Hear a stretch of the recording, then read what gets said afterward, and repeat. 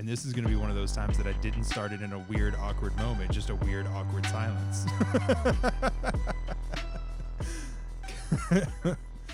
Because I usually try and like catch a funny moment, but there's not a whole lot of funny about what we were just discussing. So I could start it with saying that I went to Hooters for the first time today. First time? First time, 32. First time going to Hooters. Yep. Hooters gives me anxiety. Just being in there, I hate it. I feel like and I don't know how you would argue this statement. Okay. Because I truly feel like anytime you go in there, the ladies there are doing everything they can to get the biggest tip. Right. Same concept at a strip club. They're Pretty just much serving you food in a family-friendly environment, which is questionable. I did see quite a few families in there. So I always feel like it's that way.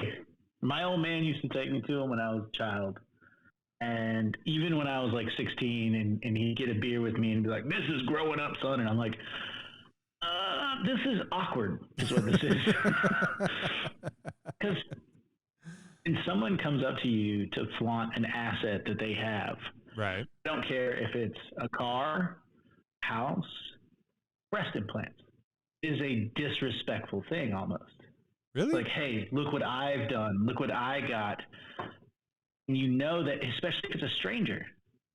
Like, you don't just go out to strangers and go, "See my car, motherfucker? I drive that." You don't do that. That's weird. Yeah. That's almost disrespectful. Right, but So if you go into oh, I'm sorry, go ahead. Well, no, I was just gonna like, because disrespectful. I think I see where you're coming from, but if I just walked up to you and said, "Hey, Bobby, look at this car. Look at my car. That's a badass car. That's my car." You look at it. That would be fucking weird. But if you came to a car show, hold on. If you came to a car show and you were like, "Man, that's a sweet ride," I'd be like, "I know, right, Bobby? That's my car. Look at my car." That's different. It's not like the girls are walking up to you on the street being like, "Hey, Bobby, look at my tits." They're not doing that. You went to a restaurant that is designed and advertised as you come in to eat and you see, beautiful women dressed, scantily. I mean, you came there for that. If you didn't want to see that, don't go to Hooters. Sure, understood. It's like going to an amusement park and going, "Why the fuck are we riding around really fast?" No, I get that. My issue with it, while you're sitting there, you're eating. They came up to do their waitress thing, ask you what you want, because it's still a waitress environment, right? Right.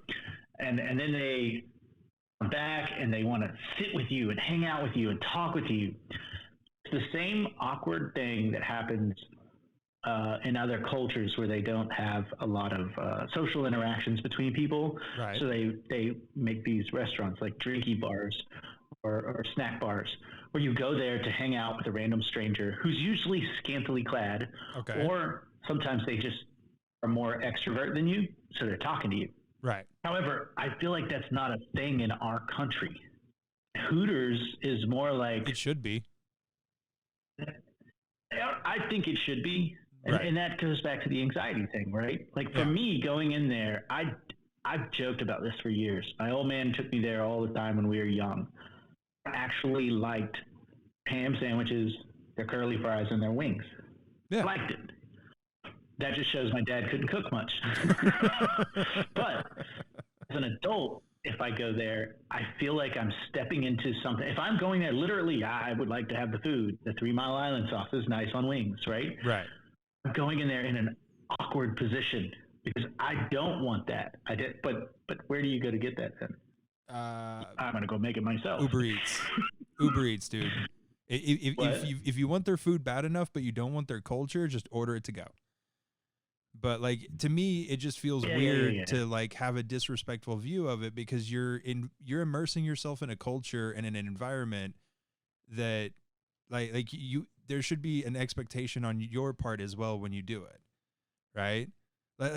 To say that going to Hooters is weird because they're scantily clad waitresses would be the same as saying, well, I really like the chicken at medieval times, but it's I don't want to go to medieval times and see knights on horse Why do riding. they fight all the time? Yeah, like what is all this violence about? Like, Put it down a bit. I didn't sign up for this. I just wanted to eat chicken with my fingers, man. Like there's an expectation to that. Medieval times sells it as, hey, there's fights, there's action. Do you know how Hooters sells it? Yeah, but everybody knows Have what you seen Hooters a Hooters is. commercial? Everybody knows what Hooters is. That's my point. Like, let's say you're coming from out of town, or you are from the middle of nowhere, or you're from another country. Right. But that's part of life, You'll go, though. what the fuck is, like Twin Peaks. Right. Twin Peaks is the same thing. Tilted Kilt. Like, the first time I went to Tilted Kilt, I didn't know what the hell Tilted Kilt was. I was like, oh, wonder what Scottish food tastes like. They say they have beer. Right. I go in there and I'm like, yo, these ladies are, okay, I see what's happening. Now it's too late. We're all in here together as a family. Yeah, but okay, but see, if that happens, just don't go back. Right. That's from my perspective. You're right, 100%. Yeah. But that's my point, though. Is if you are advertising what you are, and then someone walks in there and they're like, "What the fuck is all this? This is too much. Why are you?" Now you know the hard way. Right. Because they don't advertise as that's what they are. Yeah. Well, if they did that, I'm not gonna lie. lie. Wives would be like, "Oh, honey, yeah, go on down there." Yeah. Well, see, here's the thing. I'm not gonna lie. I don't think I've ever seen a Hooters commercial. I also don't watch a lot of TV, so that could just be my fault. But I'm a dude. I grew up with dudes. I knew what Hooters was. I just had never had a reason to go, because I'm that dude that I've never been to a strip club. I've never seen a reason to go. And like the friend that I met up with today, like that person in particular has invited me to Hooters before. Unfortunately, I wasn't able to make it for those meetups. Like, I don't have an adverse thing to it. Like, if I was invited to go to a strip club, okay, fine, whatever. I'll go hang out with my buds. If that's really what they want to do, cool. I've just never been like, you know what we need to do? We need to go to a strip club, or like, we need to go to Hooters. It's just never been, like, I guess, a desire for me. But it was fun. So imagine if you go in there, right? Uh-huh. And to you, you're not into a random stranger being that aggressive, right? And you've never been to a Tilted Kilt. Right. Because they don't advertise that either. Never been. You go in, you sit down, and for the whole meal, I'm aggressively trying to almost come on to you. And it's like, anxiety. Yes. Part of me wants to tell you to go the fuck away. Do that. That was going to be my advice. Do that. Okay, so I was a server in high school, and my favorite customers were the ones who told me exactly what their expectations of the service was. In fact, my favorite regulars, it was I want to say elderly couple, but I was really young at the time, so I don't think they were really like elderly. They were like maybe early 50s. Like 25. No. Yeah, they were 25. So I would say like maybe late 40s, early 50s, somewhere around in there. They weren't like super old, but they weren't like young. Okay. They were my favorites though, because the dude was just straight fucking forward. He came in and he would put 10 $1 bills or however much money on the edge of the table. And if you did something wrong or something that he didn't like, he would take one of the dollar bills away. But when you came back and you noticed that some of the money was missing, he would then tell you why he took the dollar bill away. And like, it sounds like a really fucked up thing to do, but for me, being young, this is one of my like first like real jobs, or like taught you something. I say real in the sense of I was getting paid and paying taxes, because I'd done plenty of jobs before, but it was all like under the table, kind of like, hey, I need this fixed or I need this done. I'll pay you this much, whatever. But yeah, it taught me something, because he would be like, hey, I don't like this, or that was awkward, or you messed this up, or anything else like that. And I became a better server because of it. And yeah, there was a lot of anxiety, but back then I don't think I suffered from the issues that I have now.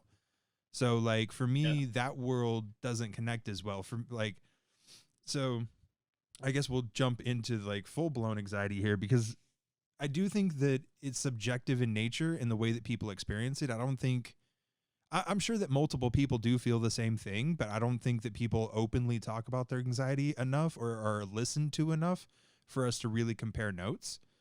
But for me, with all of the depression and the anxiety around, is my heart going to go today? Is it going to go like when and all that and everything? I don't like to leave the house by myself because it makes me uncomfortable. And if I do have to leave by myself, I keep it very short distances.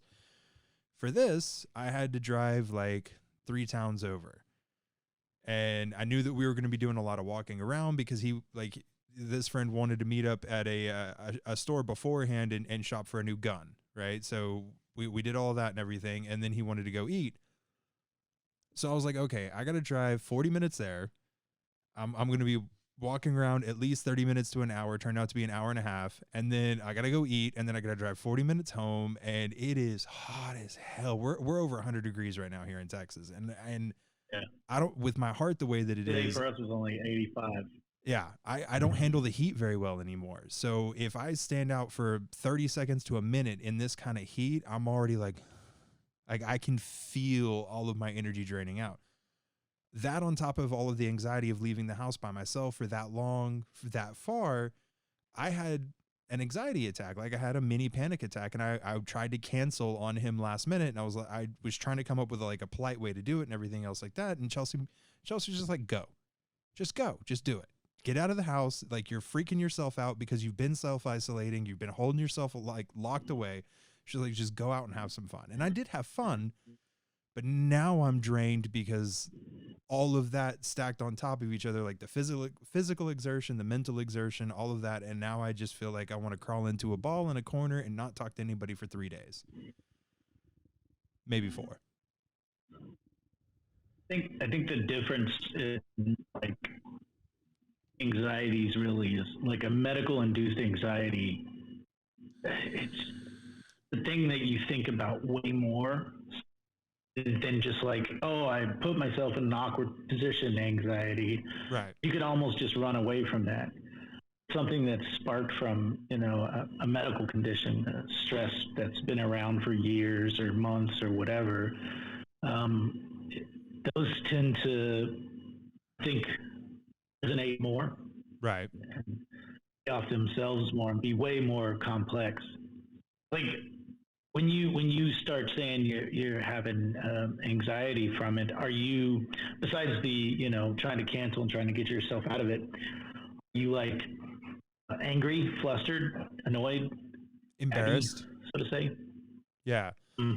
So like I do get really frustrated with it because like my skin started to get really hot and tight, and I could feel my face flushing up, and like I got really nauseous and queasy to my stomach, and all of that was frustrating. And then I got embarrassed because I was like, for the longest time, at least in my circle of friends and for random people that I've met, I'm the extroverted fun guy that like goes on random weird adventures, or, you call me at 2:00 in the morning, say, hey, like we should go do this. I'm down for it.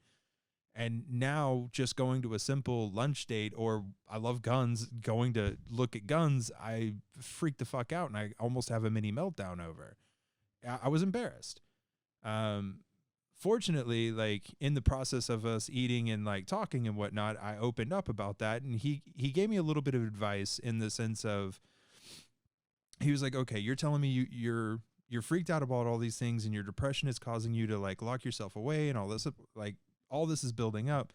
And he goes, okay, so you're freaking out that you may only have like 1.5 years, 3 years, whatever it is left. And I was like, yeah. And he goes, okay, well then you can not do anything, and you can let this like keep you from that longer, maybe. Well, no, what he was saying, like, you cannot do anything and let this kind of control you. And he's like, but at the end of that, what was the point in living that extra 1.5 to 3 years to 4 years if you didn't live? And I was like, fuck.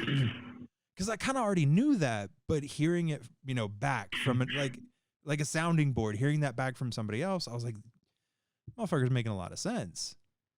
And it made me feel more comfortable in the situation. I was still exhausted when I got home, That's but a lot of that was the hardest thing that told myself losing you. No, I'm here. There you go. There we go. Well, I was going to say, it's like the hardest thing I had to tell myself is, I kept telling myself I'm only gonna have so much time. So I jumped into everything, and there were times where I would just get flustered and angry because I was doing too many things, and it was causing me not to be able to do anything the next day. Mm-hmm. I'm like, so how do I balance this shit? It's not like you can see it coming where you've got, dinner there and you're eating it and you're like, oh, I know when this plate is empty because I'm done and there's nothing there. And you can watch yourself incrementally eat it and see. Instead, it was, I think I can go another hour or two. And next thing you know, 30 minutes later, you can't do anything. And you're like, what the fuck am I supposed to do now? I still have to clean up my mess. I still have to straighten up after all this. I still have to go take a shower. I still have to go eat dinner. It's like, I can't do anything now. Yeah. That kind of anxiety is that timeline anxiety. Yeah. You just don't know when all of a sudden you can't do anything. You panic and you're like, get as much done as you can. Oh, I think it's happening. Do I hurry up and finish what I was doing, or do I spend what little energy I have left doing other things so I can lay down and do nothing? Yeah, I think that's where I'm at, in the sense of, instead of jumping in and trying to do everything, I've been stuck in this, why should I start anything if there's a really, like, if there's I'm not going to say really good, but if there's a chance I'm not going to be able to finish it, why start anything? I think that's the rut that I've been stuck in. That's why I stopped, making content. I stopped doing the videos or the audio or, pretty much anything. I lost my motivation to start anything because I was just like, what's the fucking point? But I mean, that's what happens when this shit soaks inside of your head for so long. Like, it gets in there and it takes root, and it's almost, I'm not going to say impossible, but it's really difficult to start picking that apart and getting rid of it. And I feel like I'm making progress in that area, but it's slow going at best. I don't know. I spent years trying to, balance it. And there are so many days I could think about how angry I was because now I'm just stuck in bed. Right. I'm just mad at myself. I've got so much to do because I started so many things. Right. Literally walking away from a tournament because I was going to direct the tournament and set it all up, and then just looking at the people around me and going, sorry, I have to drop everything on all of you. Right. Like you said earlier, it's an embarrassment.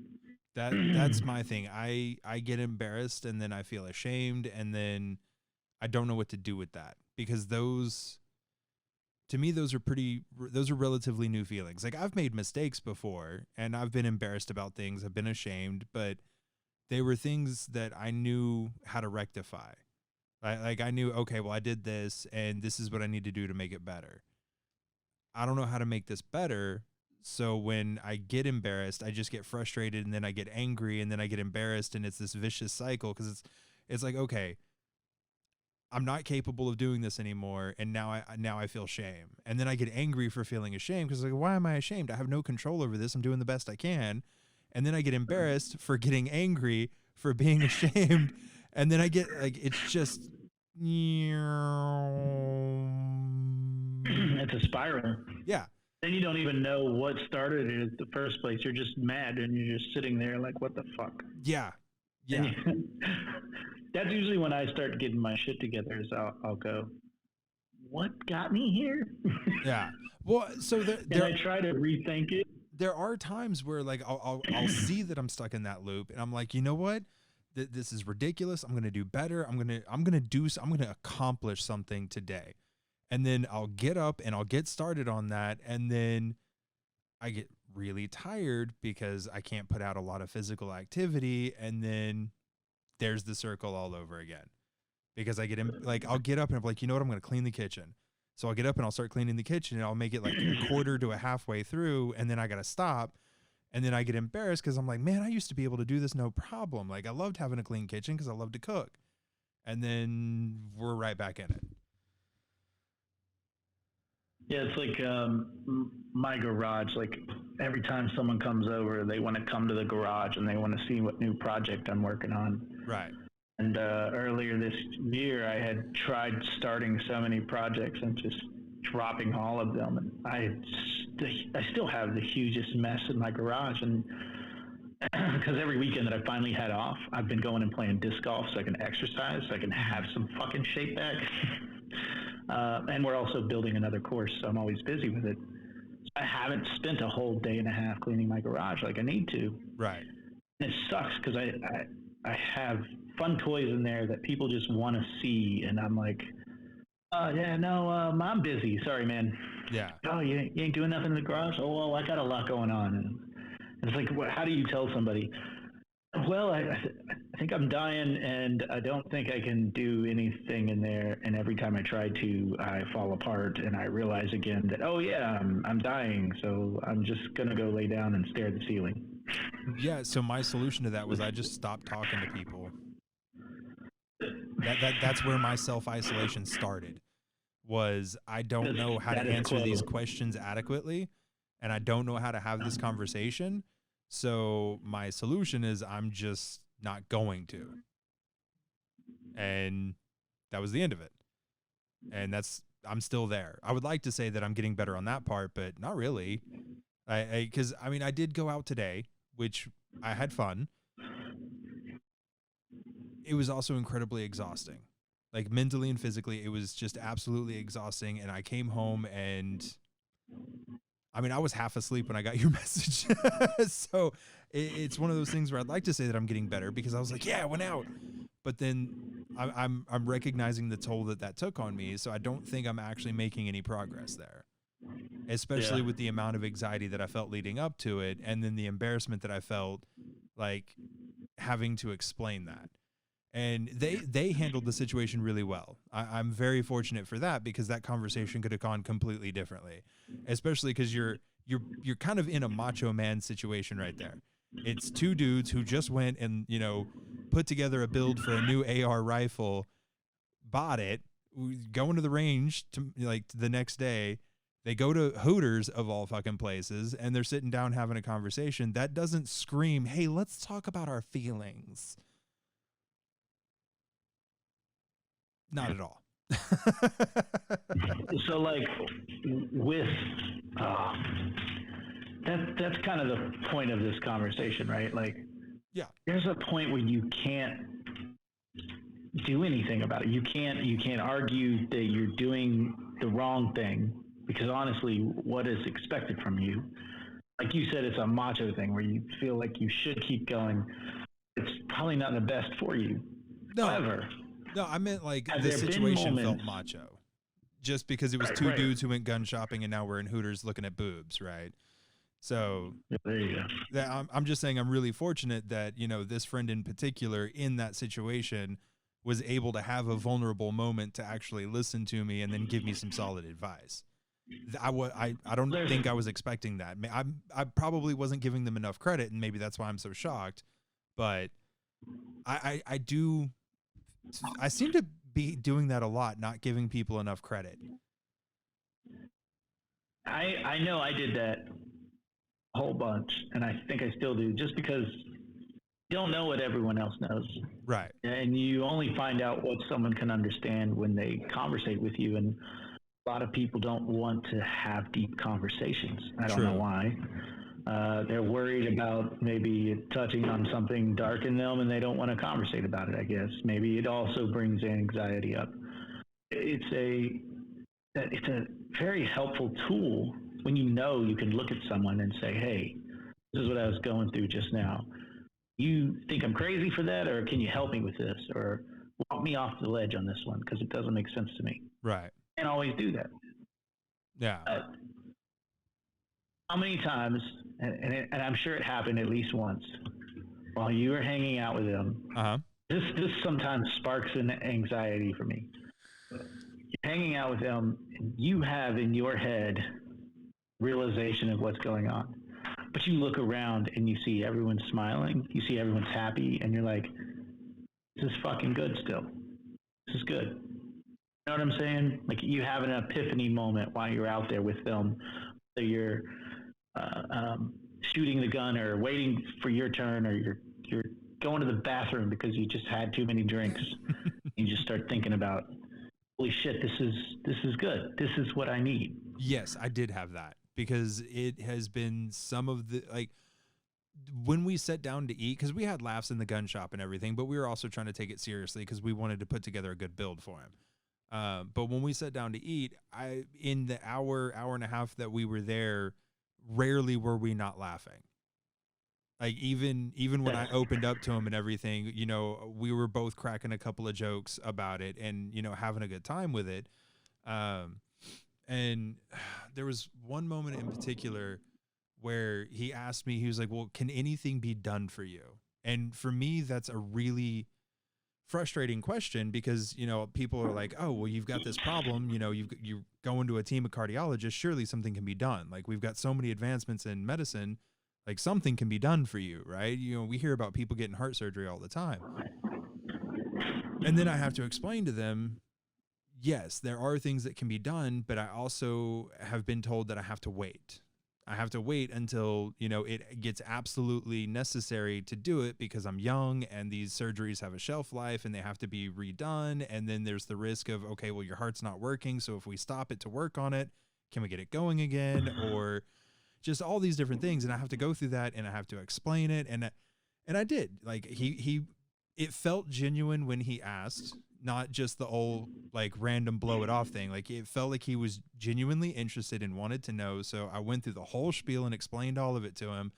And at the end of it, he just looked at me and he goes, well, that's got to come with a lot of anxiety. I think it's called a truckload. But that was the opener of me feeling comfortable to tell him, well, I almost didn't come today, now that you mention it. Like, I almost didn't come today. I almost blew you off and canceled, and I was going to come up with some bullshit excuse, like my truck wouldn't start, or I ate something bad, or, you know, because those were the excuses I was trying to think of, you know, before I left the house.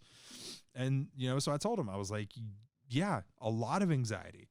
And, you know, I don't feel comfortable. Like, I didn't feel comfortable coming out here, but I really miss talking to you and hanging out with you. So, and we talk almost daily. We just physically haven't seen each other. And so that was my opener to, you know, kind of unload some of this frustration to him and everything. And he gave me a very simple answer to that too. And he was like, well, bud, I'm glad you came out. And then we went back to bullshitting and joking and talking about random things.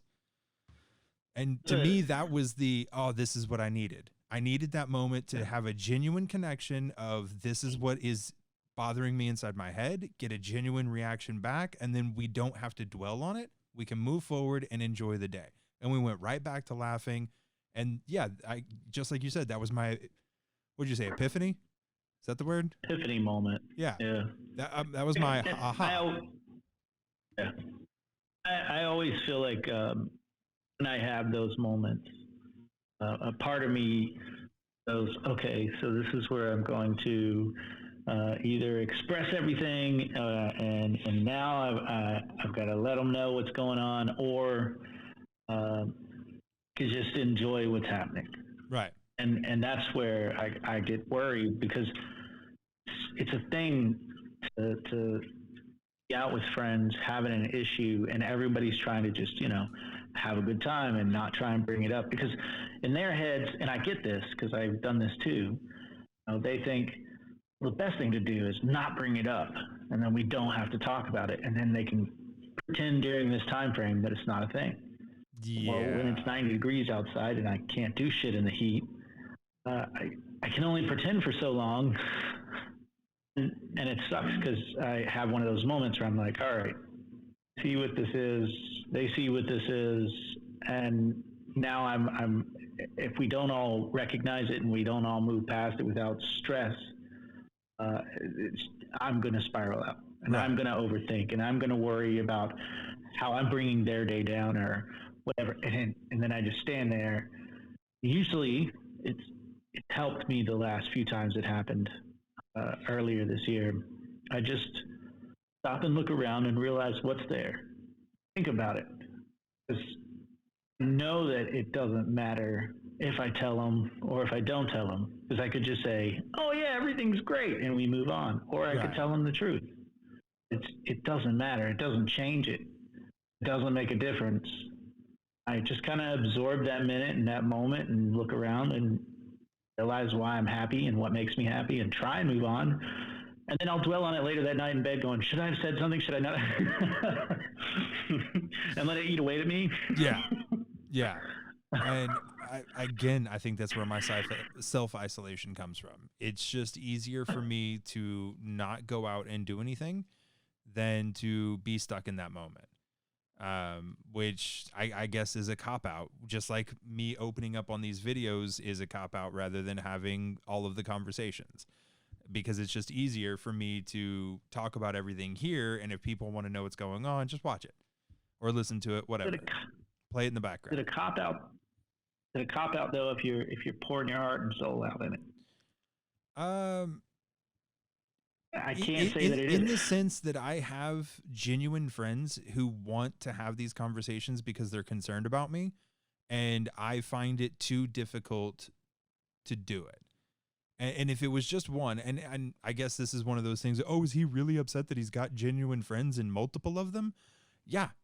Like it is that moment. I am about to complain about having too many good friends, right? If I only had one good friend, it would be easier because that is one person that I have to have this difficult conversations with, and then nobody else. But I have several. And would I like to be able to sit down with each and every one of them? Sure. Could we do it as a group? We all have really weird schedules. No. So I'd have to have multiple conversations, and then I'd have to do it again and again and again and again. And to me, it's overwhelming. So yeah, this is a bit of a cop-out for me to just put it out here and then be like, hey, just go I'm genuinely waiting for the moment that I get the next text, hey, how you doing? And then I'm just going to send them the link to the video. So you say it's, and I get where you're coming from on the idea that you feel like it's a cop-out. However, there's an efficiency thing that's going on in your head, and it makes more sense. And for me, logic and efficiencies work. In my head, it makes decisions for me. Right. Maybe that's ADHD or the spectrum or whatever you want to call it. In my head, if I see something that makes way more sense efficiency-wise, I will look at everyone else and go, this makes sense, right? And they'll go, well, I mean, it does. Yeah, okay, that's what we're doing then. I don't want to hear, well, but I feel like I should. No, I'm done. This is what makes sense. So in that sense, if you've got an idea or a situation to put out, people write autobiographies. People write songs, lyrics, music because they have a story to tell. That's the reason why artists do what they do. They have a whole story to tell, so they want to tell it, and that means telling someone, oh, you want to know how I feel? Listen to track 2 on such and such album that I made or whatever. That works, man. That gets the point across. That's really and I think this is your album. This is our album. When I get back to making the other content, sure. But like right now, this is our baby. We're growing it. I've been watering it all day long, and all it's doing is drowning. You're trying to save it. Oh, I'm not going to make those jokes.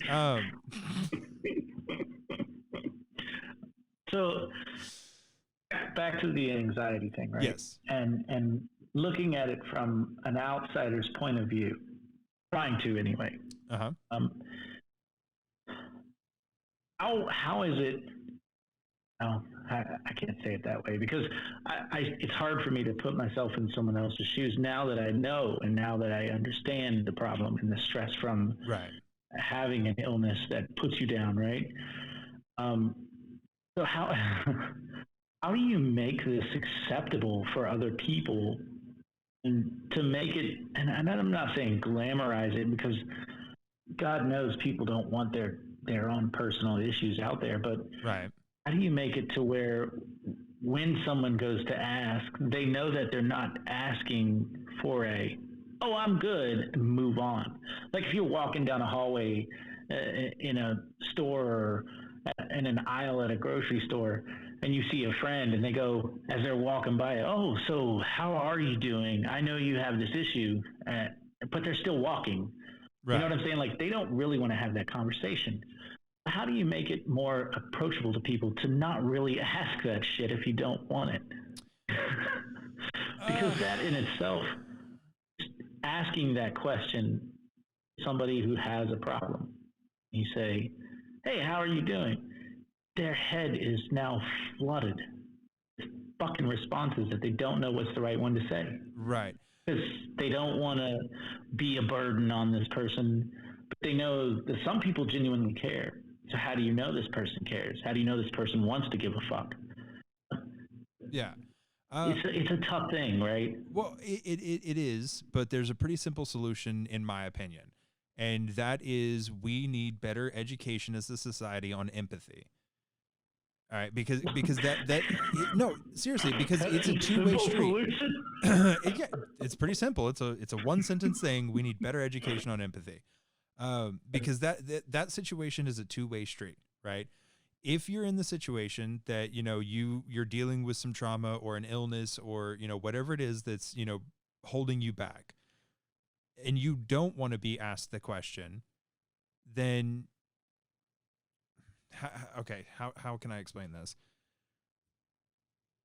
All right, I'm about to sound like an asshole for the next 30 to 60 seconds. We do have a sense of victimhood in our society where people feel they're forced to show empathy when someone isn't doing well, right? And they're like, oh, they're in a bad spot. I need to put myself out for them. No, you don't. You don't at all. And that's where the more education and empathy comes from, right? Because for me, I'm in this situation, right? And I know who my friends are and I know who my acquaintances are. I don't need my acquaintances reaching out to me and being like, hey, I heard that, such and such is going on. Is there anything I can do for you or anything like that? We're acquaintances. This is a big moment. You should not feel pressured to reach out to me just because you heard through the grapevine that I'm going through some shit. Right? Now, if you genuinely want to, then that's going to come across when you reach out to me. But you can tell, like in that moment, you can tell they asked you the question, but they're still walking by down the aisle. Right? But that's because they felt pressured to ask you how you're doing. And I think that's fucked up. Like, we should care about other people, but we shouldn't feel pressured to put ourselves out and get involved in other people's business because it's awkward for both parties. Unless somebody is in that anxiety from the other party, right? Right. Somebody who's looking at you and thinking to themselves, oh, I consider them a friend and you consider them an acquaintance. Right. They go to reach out to you and they worry about asking and you give them the short answer. I'll be all right. You know what I'm saying? And Perfect. Now from their perspective there, but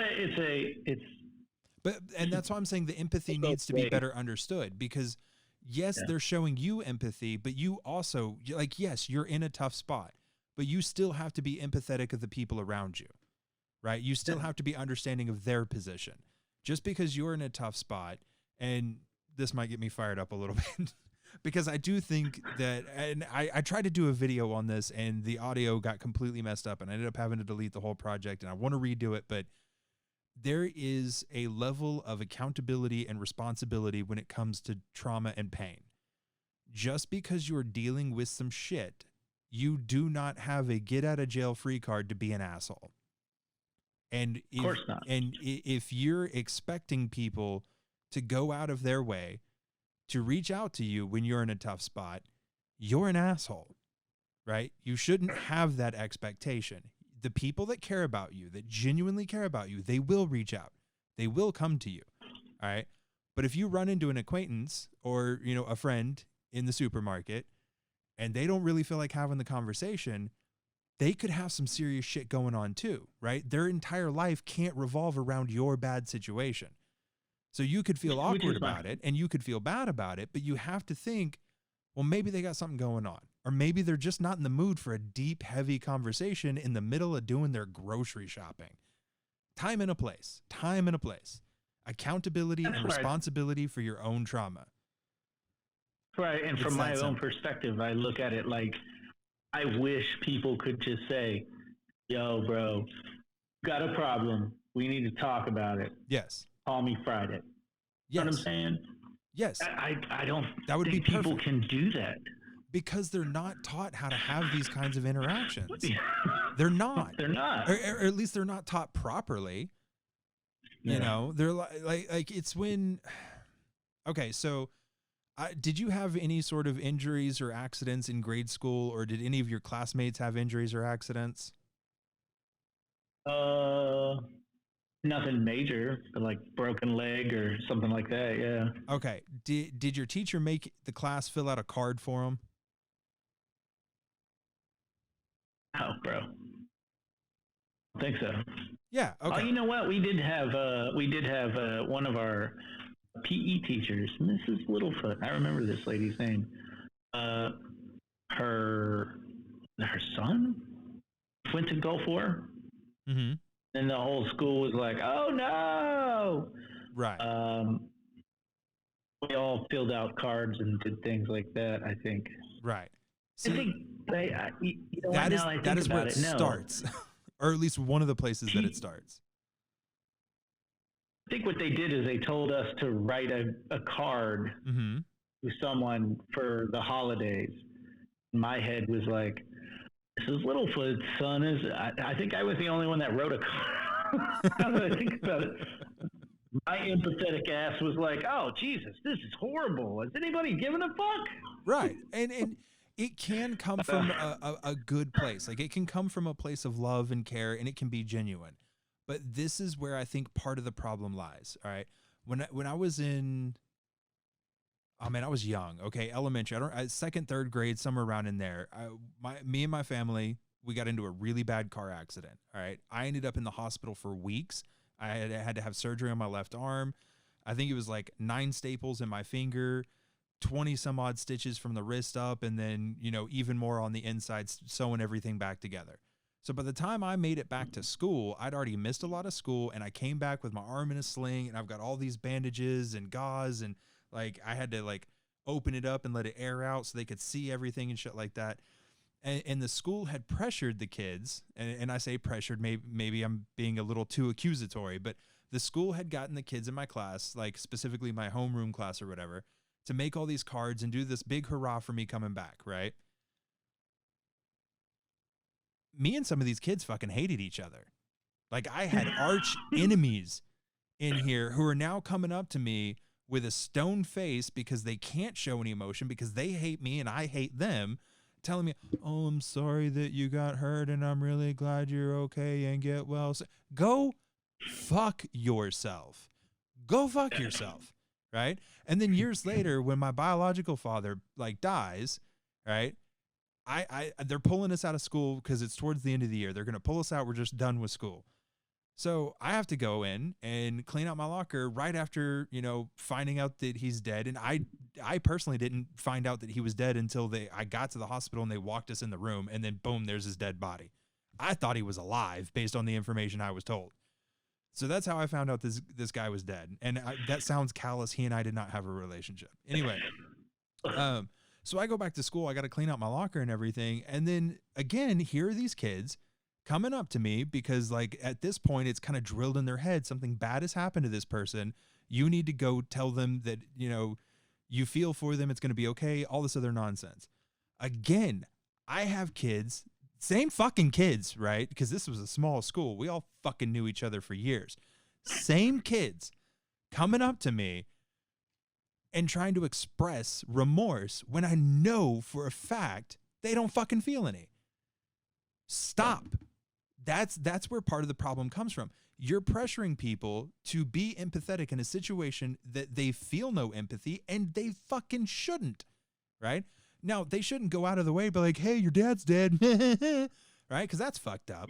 But they also shouldn't be coming to me When like 2 days earlier, they were like, hey, you're fucking poor. You should go kill yourself. Right. I don't want sympathy from that guy because I know it's bullshit. Yeah. But we teach kids that.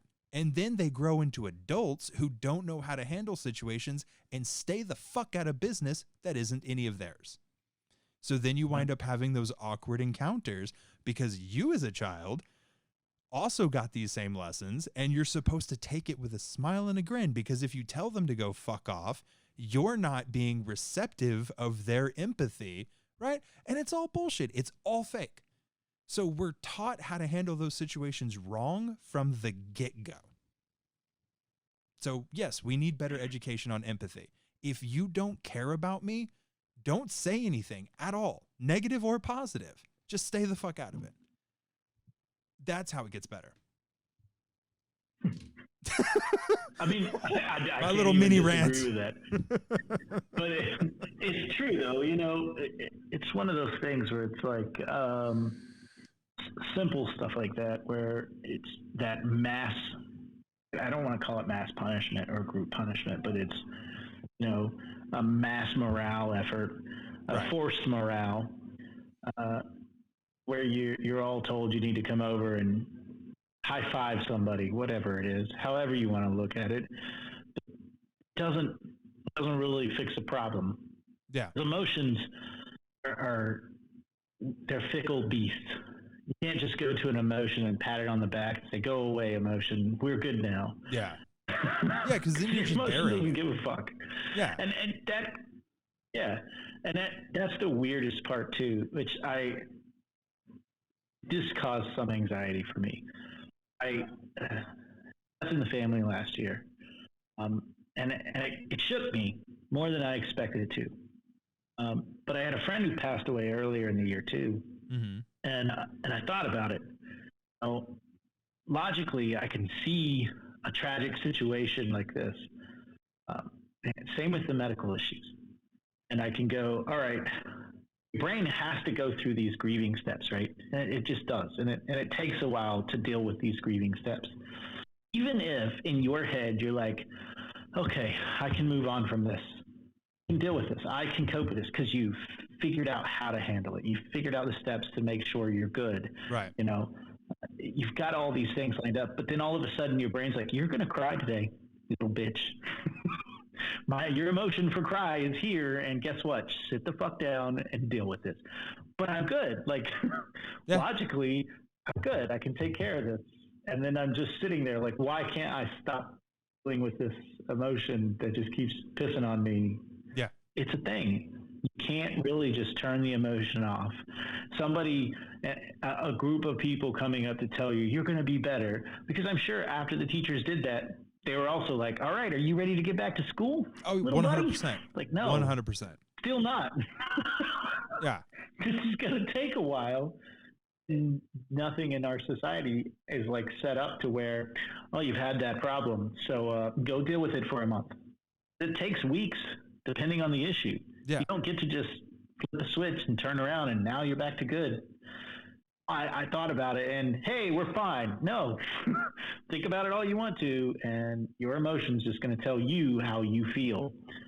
That shit causes problems in me because I'm sitting here thinking, all right, next time we go do an event, a thing, a whatever, for the movies, I don't know, and something sparks up that emotion, I can't shut it off.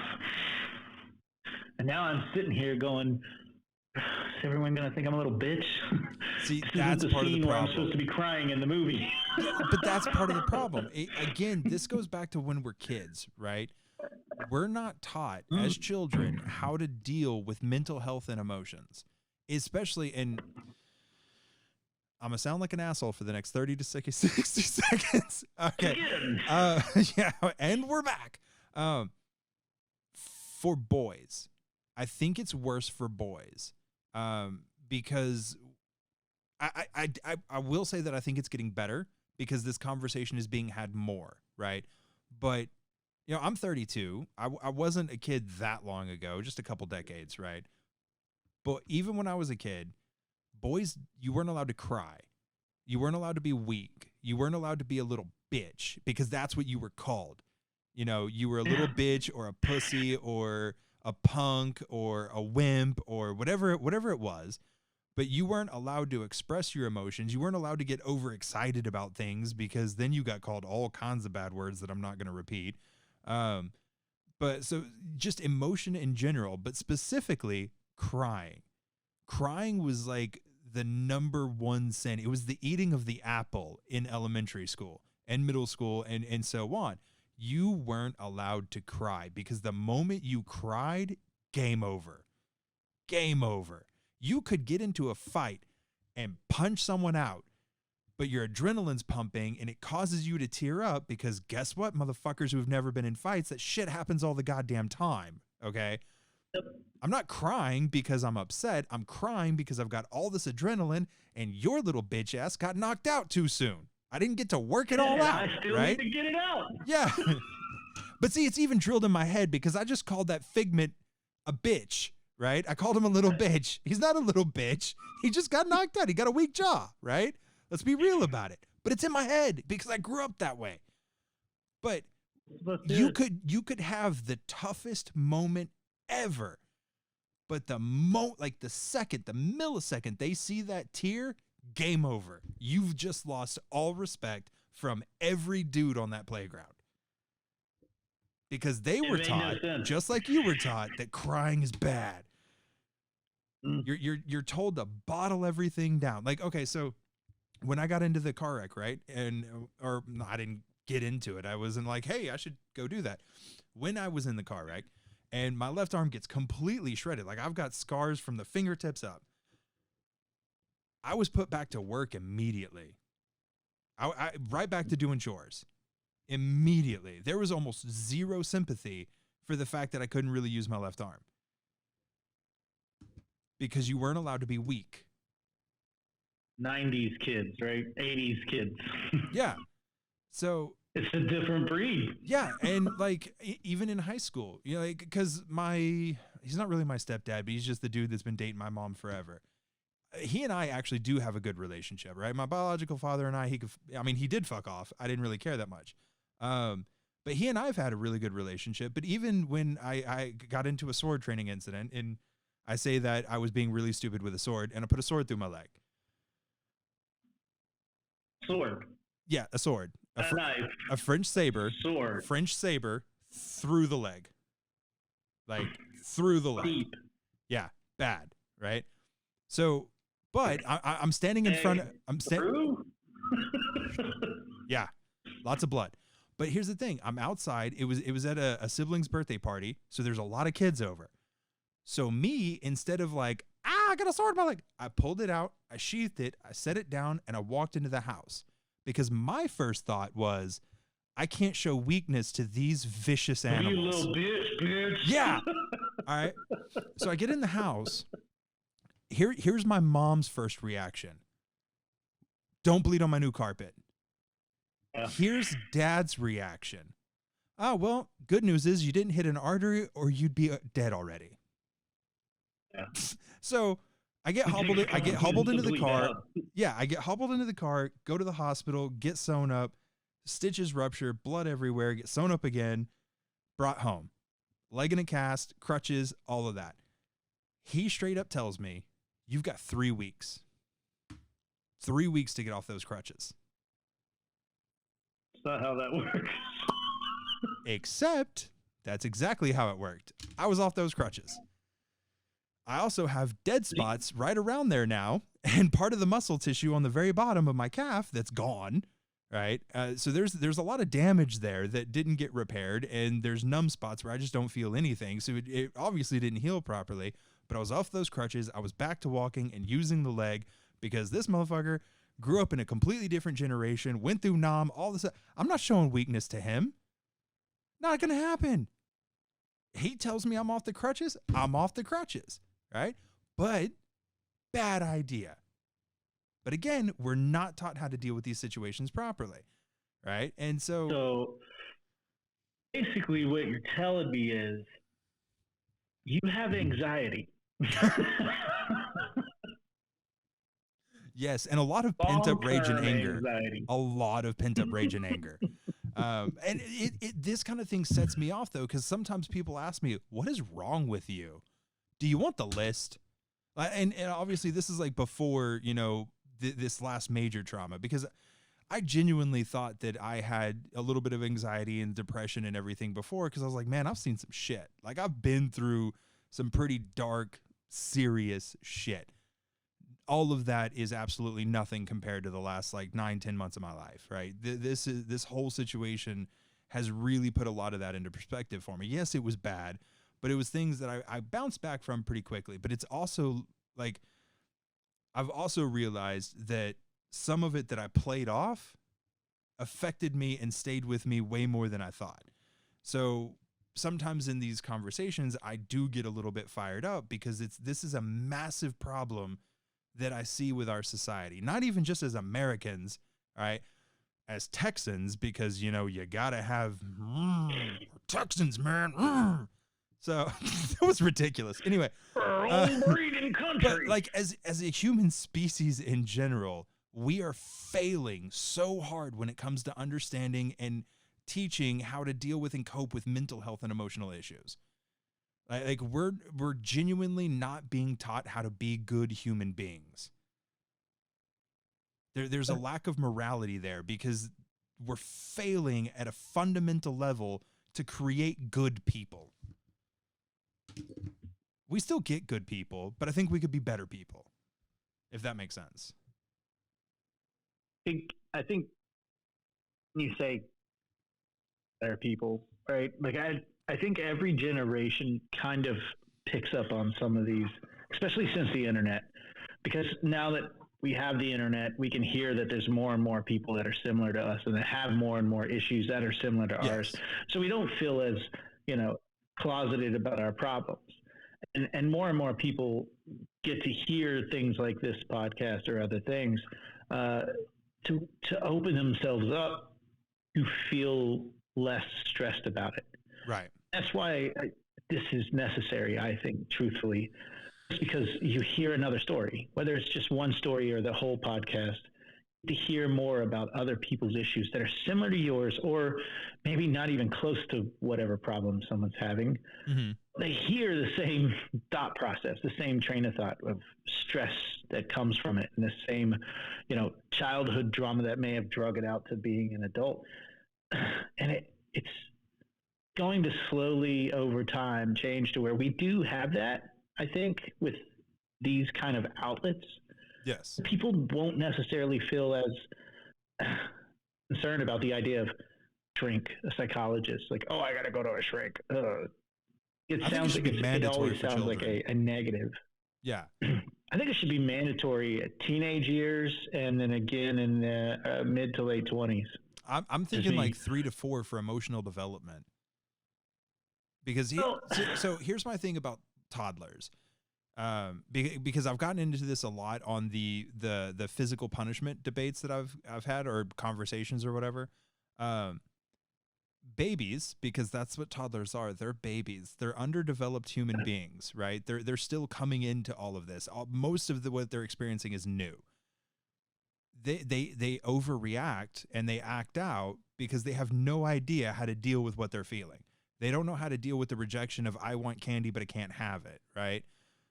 I think that is where this education needs to start, right? It needs to start that young, because that is when you're a sponge and you can really soak up a lot of this knowledge and you can build on it in the years following. I do agree that teenage years are very important to have emotional support because, again, you're going through some very big changes, right? Those are the years where you're hitting puberty and all kinds of things are happening to your body and inside your mind, and shit's firing all over the place and going haywire, and you have no idea how to deal with it, right? But that's also what your toddler years are. And people are like, oh, well, what do you do with a 3-year-old who's freaking out and throwing tantrums and blah, blah, blah? I got to smack him on the ass. Well, not necessarily, right? I'm not going to get into that whole debate, but I do think that those are important years for you to start teaching your children emotional health. So I do think that it needs to start that young. I think there's this it always is in some kind of movie or series where they take a child from birth and they train it to be an assassin and it works. Right. And I truthfully believe that if you tried hard enough, it would work. Yes. Because we're only a product of our environment, and we really only understand what we're taught from that environment. And if you isolate someone and close them off from the rest of the world long enough, they would believe that the rest of the world is a problem if you tell them that's what it is. But if you take that same child and you walk them through logically the temper tantrum that they're going, like if a kid is just like, I want, okay, hold on. Why do you want it? Because it's nice and it's fun. Okay. Do you think we can wait till after supper? Sure. Why not? See, that sounds crazy. Right. Doesn't make sense, right? All right, wait till after supper. And you walk them through it. Like logically, you won't have these problems. Yeah. It's how I raised my child, what I constantly did. Then again, I'm sure it also, because other kids around her didn't have the same thing, it probably made it the reason why she's more of an introvert. Because she hears other kids and she's like, what's wrong with you? So that's what you call some bad kids. Then it doesn't help. But that's why it doesn't help that child that much emotionally with other kids anyway. I mean, I'm sure it's going to help her in the long run. But right, but that's why I'm saying that this is a failure that we have as a society, right? This isn't any individual household. We are all failing at this pretty fucking massively. Right. I feel that some of us are getting it from right. home, though. No, that's what I'm saying. As a society, right? Because right now, who's raising the kids? The kids that were fucked up before them, right? So at some point, a generation has to step up and admit that we have these problems and just make it a little bit better for the generation coming, and then they'll make it better, and then it'll get better. That's what I'm saying. I see us in a positive trend. Right? Because even as annoying as some of these like TikTok and like as annoying as some of that can be, there's some beautiful things happening where these newer generations that are coming up are freer with their opinions and their emotions. And, you know, as a society, I think they're going to be better than us because they're connecting with each other at a deeper level at a younger age, and they're working together to protect each other. Are they failing in some aspects? Absolutely. All right. But they're never going to be perfect. All right. We're humans. We're going to make mistakes. We're never going to be perfect. But I do think that these generations coming up are going to be 10 times better than we are. I agree. And it's funny because all of the things, and this is why anytime I hear someone say, oh, you shouldn't do that, it'll rot your brain, whatever, you know, like sit in front of the TV too close or do all those things. Anytime I hear somebody say, oh, you shouldn't watch TikToks, those are bad, like, I was like, all right, I guess I'm going to go download TikTok and start checking it out. Yeah. Because I've learned over the years that anytime someone says that shit, it's bullshit. Yeah. Because TVs didn't fucking make us go blind. Masturbation didn't make my arm fall off. I don't care how many times I was told it was gonna. They're not hairy. They're not hairy. Like all those things are alive. They're not hairy at all. But see, a lot of that came from religious. I can show you my feet. Yeah, I won't go too deep into this rant, but a lot of that came from religious bullshit. Because a lot of the hang-ups that we have as a society right now is religious bullshit, right? Like you know, you're talking about Hooters, how it's awkward. Well, that's because we're not taught about sex properly. Or at least we weren't. I wouldn't say it was the sex as much as it is just so flaunting an asset to me feels hold on. disrespectful. When I say sex, I mean the overall spectrum of being comfortable and free with your body, and that it's okay. Like, this is a natural part of the world. I grew up in an extremely religious household where sex was the ultimate sin. Well, how did I get here?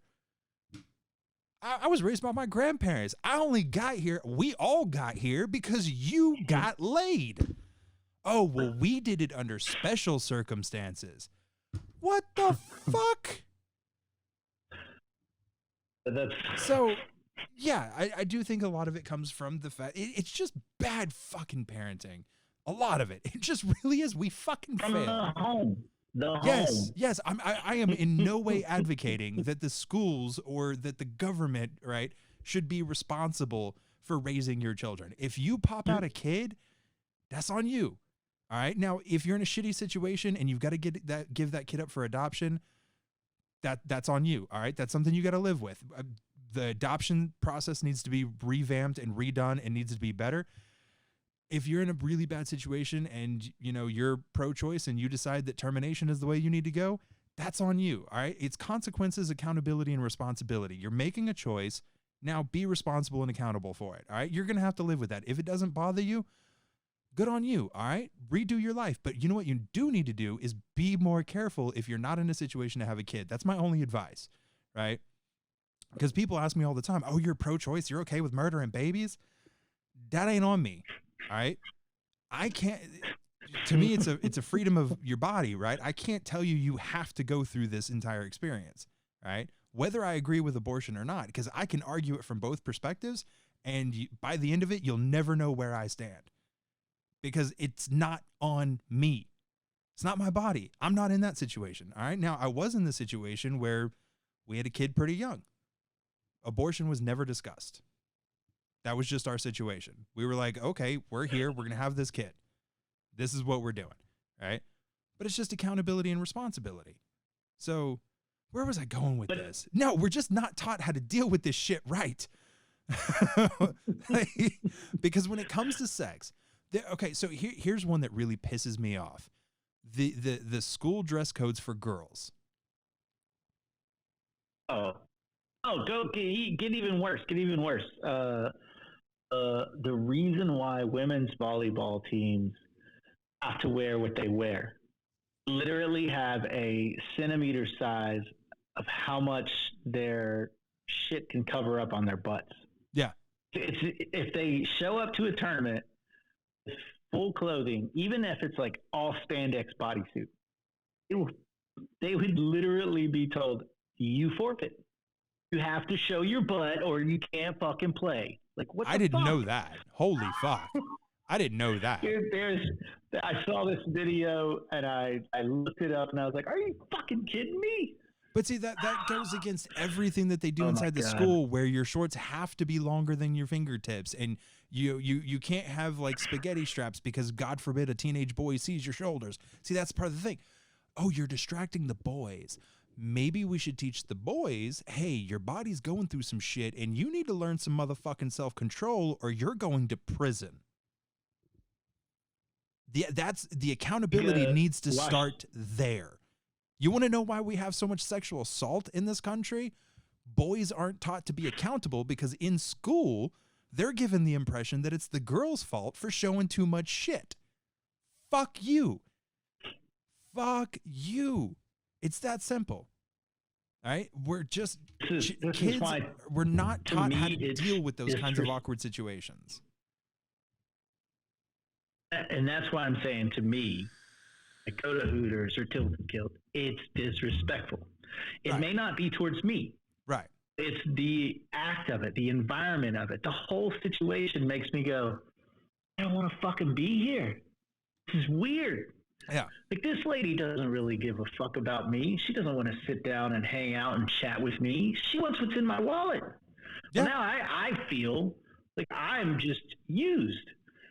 She's like, well, this is just what I'm told I have to do, and I need this money because I got a kid and may have had this kid, by myself, and I got to feed him. Some women want to be there. I get it. So you're doing what you got to do, but that's fucked up. So some women want to be there because some of them enjoy it, and when you enjoy it, then that becomes manipulative, right? But it's still an understood agreement. That becomes manipulative, and then at that point, now I feel used. Right. But that goes back to the education about this shit, right? Because it's a consensual agreement, right? She's come to work to flaunt her body and to be flirty to get some extra tips. I've come there to see her body, to receive that flirty, and I'll give her the extra tips. It's a consensual agreement. It's like an unspoken societal contract, except for the fact that it's spoken, right? If I go to a strip club, I think I may have lost your audio. I'm here. Okay, cool. right? Just pause because I wanted to hear where you went there. Okay. Yeah, it's a consensual agreement between two parties, right? And that's what I'm saying. Like, if you happen to walk into this kind of establishment, you had no idea what's going on, and you feel uncomfortable, totally justified. Leave, don't come back. But if you're feeling lonely, and that's why I don't go. yeah. But if you're feeling lonely and you're like, you know what? FarmersOnly.com. Yeah. That was a weird laugh. Ooh. But yeah, if you're feeling lonely and you know what, I got some money, right? I can go spend $25 to eat, and I got 10 to 15 extra, to leave her a good tip. I want to go see a beautiful woman who's going to give me a smile and pretend like she's interested in the bullshit I got to say, right? There's your agreement. It's a consensual agreement. I know the situation. You know the situation. Now, obviously, yeah, you get dudes that think it's real, that they go in there and they're like, man, she's really into me. Honey, please. You should know better by now. But you weren't taught about these kinds of situations very well. You were probably taught that seeing boobies is bad. It's actually quite fantastic. If that's your thing, maybe you want to see a dick or two. Go for it, right? Chippendales is a thing too. I personally would like to go sometime. I think it might be quite fun. The show looks incredible, but that's neither here nor there. My point is, people aren't taught how to deal with their, because when I'm talking about emotional, health and everything like that, sex goes right along with that, right? Because going back to when you're a teenager and you're experiencing all of these things for the first time, if you're not taught how to deal with those feelings, you're going to become dysfunctional in those situations as an adult. That's not your fault, but there are ways to get better. You can be educated even as an adult. Like, you can be re-educated and be like, hey, the shit you got the first go around was some pretty bad information. Let's start over and try again. Maybe you won't get it on the second try or the third try, but we're going to keep trying to work on it because we don't want you to be going to prison. And I think that's where a lot of it comes from. It's just shitty education. That's where a lot of the issues come from. Right. But education early when you're trying to sway somebody of what the world is about. And that's the problem, though, is we're not taught at a young age. When you're older, you have to then look at everything that other people have said to you as bullshit, and it's hard to do. Yeah. It's hard for some people to go, my mom or my dad was totally full of crap. It's really hard. And there have been times, too, like we have some interns that came in and, having conversations with them, and they're like, wow, this is totally different than I expected the real world to be. And I'm like, because, we sugar-coated the fuck out of everything to you. Yeah, you were given a really bad idea of what the world should be. It's fucking boring. Yeah. Yeah. Yeah. To Once loop you it get back, your degree, you're going to create everything. to loop it back on these adventures that we're on, the embarrassment and the shame that I feel, I recognize it as being absolutely ridiculous. I shouldn't be embarrassed that I'm suffering these issues, right? I have no control over them. I wasn't in control of my genetics, right? That is something that just happened for me. So I know, logically speaking, that I shouldn't be embarrassed. And yet I am embarrassed, and I get frustrated and I get angry because of how I was raised to deal with emotions as a dude. And yet I can recognize it as a problem, and I still suffer from it. It's this cognitive dissonance almost. And it goes back to what you were talking about, that it's really hard to retrain your brain, right? Because I know that I'm being silly. Because it's silly. It's ridiculous. I'm trying to control something that I have no control over. And yet I'm struggling with it, which is why we're having these conversations in the first place. But these conversations are helpful because it's yet another reminder of, I know it's ridiculous, and I can talk to somebody that, I can put a fair amount of confidence and trust that is also a logical human being, right? We're going to share perspectives. A lot of these perspectives are lining up, so I can see, yeah, it's okay to be ashamed and embarrassed because I'm struggling, but it's okay to struggle, right? So it's helpful to be able to put it out there and get that sound board back, like get it bounced back to you. Like the exchange, Because information, the exchange of information, you were saying how everything's getting better. A lot of it's due to the internet. I agree with that completely, because the only thing that's going to make things better is education, and we only have education through communication. We're only learning things by talking with each other and sharing our perspectives and seeing where things line up and educating ourselves and each other. That's where it comes from, is communication. Without that communication, we're absolutely fucked. Like, if we gave up all of our communication and we went, even if we just went back to, oh my God, we were also going to talk about memory. This has been happening to me a lot. I used to be very good at communicating. I could pump out an hour and a half without missing a beat. Now I'm constantly losing. Telegraph. We could go back to just having the telegraph and lose ourselves as a society, because it would take so long to get information to each other. And I think that's why, like I said, we're getting better progressively. It's because the internet allows us to communicate so fast. Right. And not just like, hey, I'm going to call my grandma, but more like, holy shit, I just heard, or like looking up the information about the outfits that the beach volleyball players have to wear. Like, as soon as I said it, I got it on my phone, and before I was finished talking about it, I had the Washington Post brought up with the article bitching about it. I'm like, right. This is how quick we can gain knowledge or get knowledge. So if you're in the middle of a discussion with someone, you could literally say, pause for a second, bring up Google. And we used to use the term all the time, Google it. Yeah. And I would tell someone, that's shenanigans, Google it, and then you come back to me.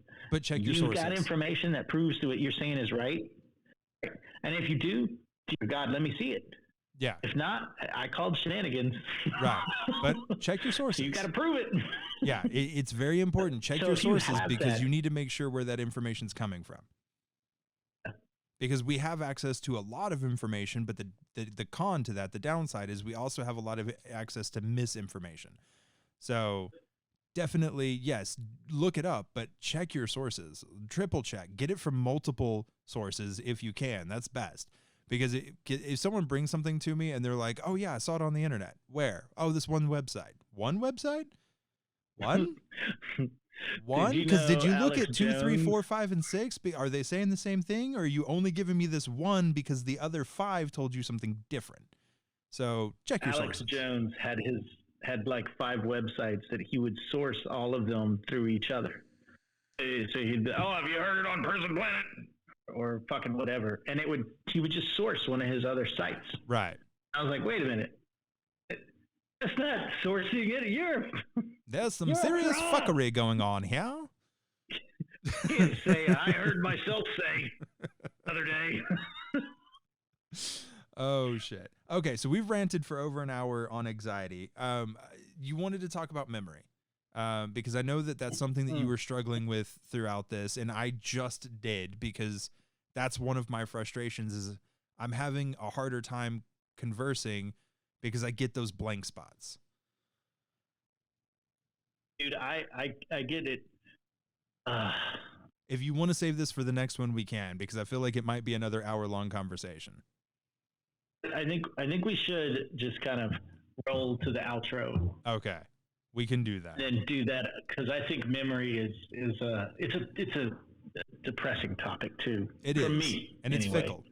It's very fickle. Yeah. So just to kind of recap on all of this, when you're dealing with trauma or pain or mental health issues or physical illness, anxiety is always going to be a part of it.